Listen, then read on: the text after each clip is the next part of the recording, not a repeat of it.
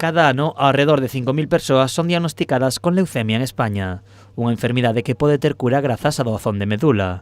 Nesta situación atópase un veciño de Meis, que nun control rutineiro da súa empresa e sen ter ningún síntoma descubriu que a padecía. Un control rutinario da empresa, pois saleume que tiña anemia e despois naceron aquí uns ganglios e acudín a urxencias e xa me saleu que tiña leucemia.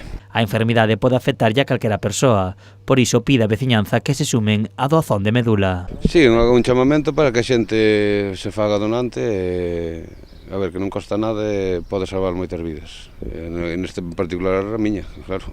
As persoas interesadas en doar deben facer unha proba para saber se son compatibles no Hospital Provincial de Pontevedra, no Centro de Transfusión de Galicia no Campus Universitario de Santiago ou poñéndose en contacto coa Fundación Josep Carreras. A doazón de medula faise dunha forma sinxela e sen deixar secuelas no doante. É sinxelo, a ver, o 90% que me decía comunicaba ainda hai un pouco, que o 90% dos casos de trasplante fanse o doante poñen un tratamento 5 días antes ou unha cosa así, despois fanlle como se for, collen a sangre, vai a unha máquina, collen as células que necesita, neste caso necesitaría eu, e volveñame poñer a sangre outra vez, nada máis. A doazón de medula é moi necesaria, xa que para poder facer o trasplante necesítase un 90% de compatibilidade. Ao ano podes donar en sangre, creo que son cada 3 meses, e en médula, pois non tes recupérase moito máis rápido.